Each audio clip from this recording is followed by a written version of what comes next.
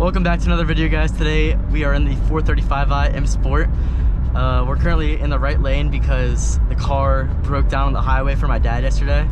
Dad, what's your story about that? Well, I'm not exactly sure what happened, but I was taking your older brother to Indianapolis to see Sweet 16 games up there, and about 10 miles away from the stadium, all of a sudden the car just started losing power and I got a drivetrain malfunction alert. So I had to pull over to the side and the car just quit. Of course I didn't have any tools or my computer to hook it up into the system to see what was going on, but the car wouldn't start anymore. I mean, it actually, everything was fine. It would start up kind of like it's low on gas, is the way it seemed.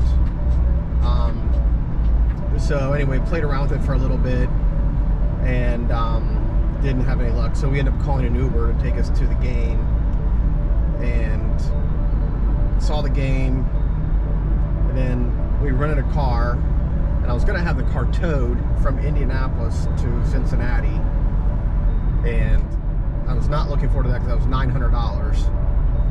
Yeah, that's which I was hoping insurance was going to cover, but I didn't start looking into that.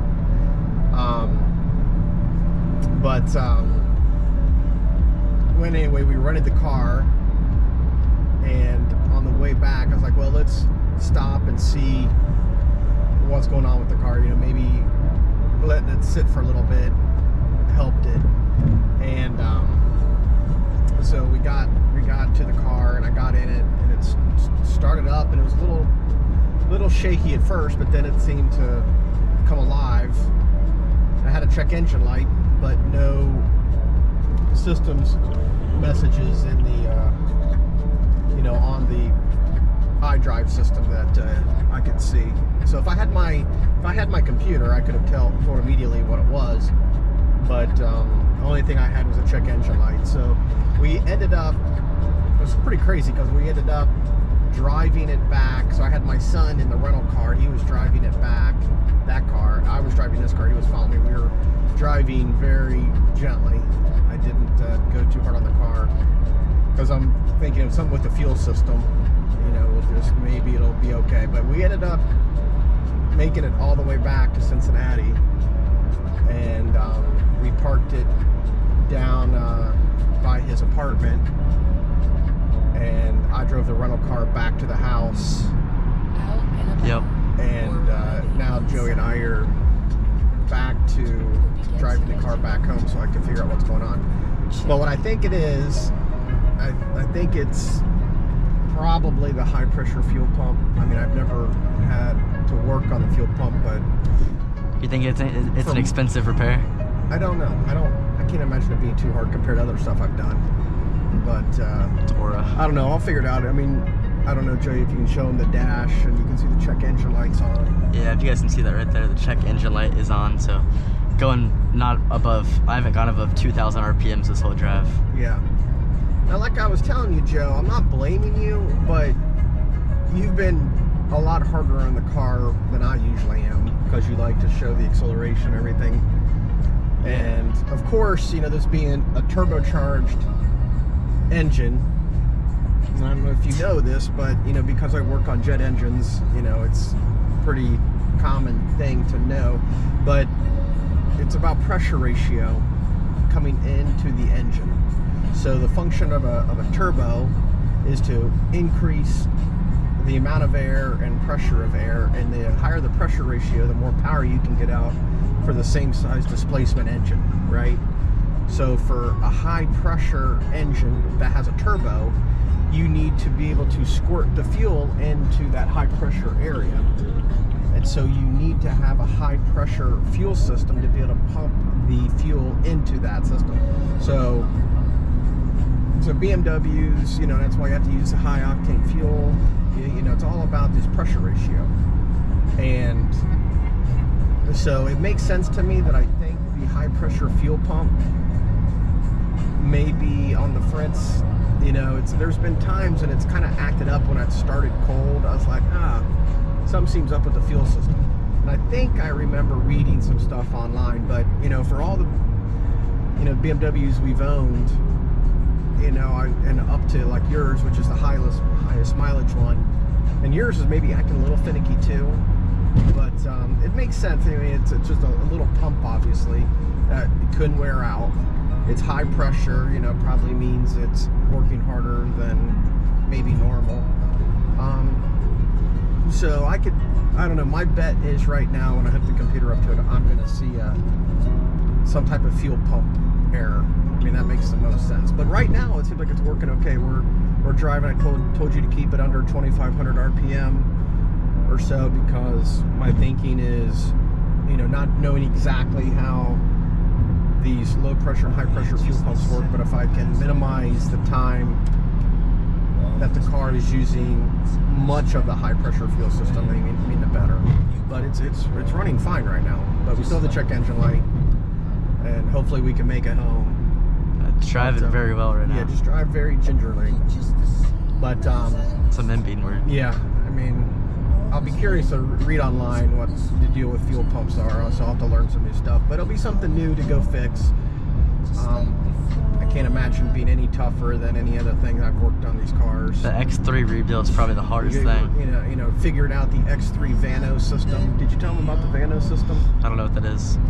It's a variable valve timing BMW system called Vanos, which changes the timing of your intake and exhaust valves. It's a pretty cool system, but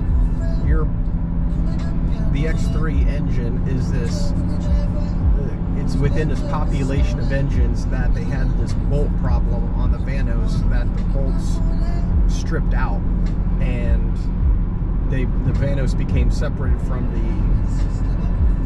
the camshaft, and the car would not run. So yeah, that's probably the biggest job I've ever done on a car, is figuring that out and fixing it. It ended up being relatively easy to fix, but it took forever to figure it out. It took like 3 months. It took me about 2 months, off and on, but you know, basically rebuilt a lot of the engine, taking the intake manifold off, replacing crankshaft valves, replacing not the crankshaft valve, the crankshaft timing sensor, because the computer told me it was all these other issues, because you know, it didn't know that you know, it wouldn't expect the Vanos bolts to break. It did stuff that normally would happen under these circumstances. So I replaced all these sensors on the valve timing sensors and the crankshaft sensor. None of that worked, but it was a lot of work to get to figure it out.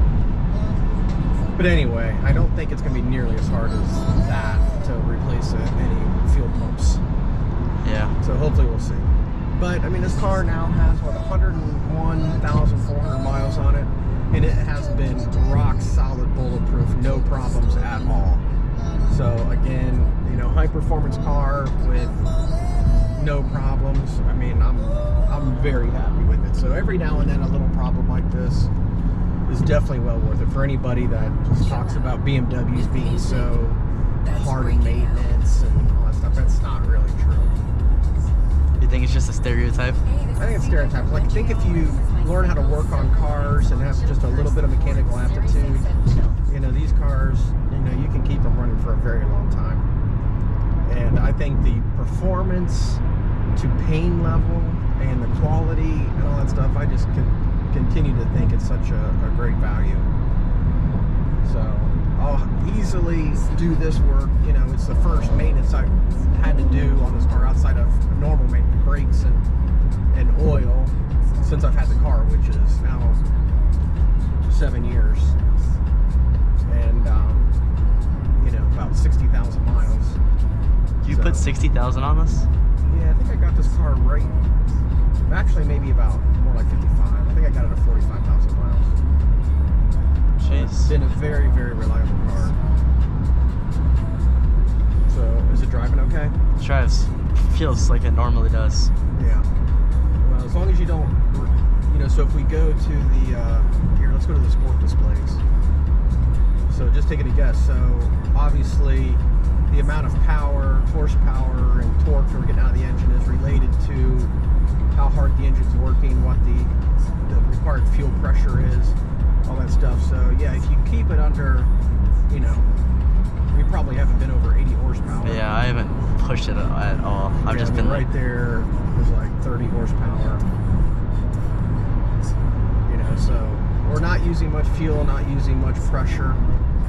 We're like not asking too much of the fuel pumps. I'm hyper miling. Yeah, we're driving it like a much lower performance car. But that's good. If we can get home, we'll save a bunch of money on the towing. Do you think that after you fix this fuel injector pump, you're gonna sell it and get an M440? Prepare to bear left. I'm thinking about it. If I can find a good deal. That one that we found very close to us, the black one, seems like a very good deal. Yeah, it would be. I do love this car though, but I mean, I am kind of getting a niche for a newer car. Do you think that once you get your M440 that you're gonna keep it OEM? I think so. Or are you gonna go OEM Plus? Do you know what that is?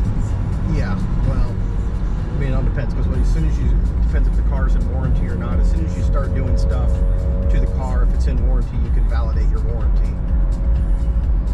So, True. and me, I kind of...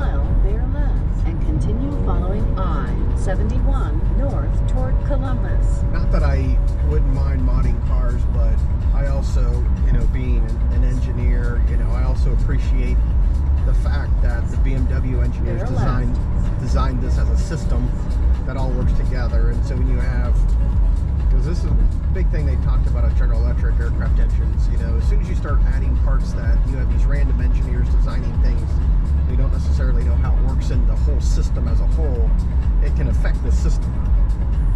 So so the BMW, they test this as a system. This car is tested exactly with a certain configuration, and it works together. And that's, so as soon as you start adding on things, it changes the way the BMW engineers design things. So do you think that if I get like the 328, you're saying that I shouldn't mod it? It depends how many miles on it. You know, let's say it has 88,000, because that's the one that we were looking at. It'd be out of warranty unless there's some sort of extended warranty. But I don't know. I mean, modding cars is a fun thing for sure. I've done it on other cars in the past. Like what? Like my Hondas. I had a Honda Civic and a Honda Accord that I did some stuff to. In 1 mile, I put different air intakes.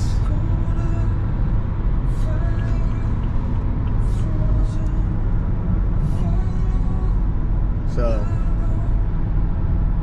yeah, I don't know. It's so weird being so hyper miley with this car. Yeah, but it'll save me $100 in towing. I know. It still drives very well though. Yep. Alright guys, well that's a good spot to end it. Just a nice highway drive and talking about the 435, talking about the issues that occurred last night and what the future holds. So, Dad, do you have any last words? No.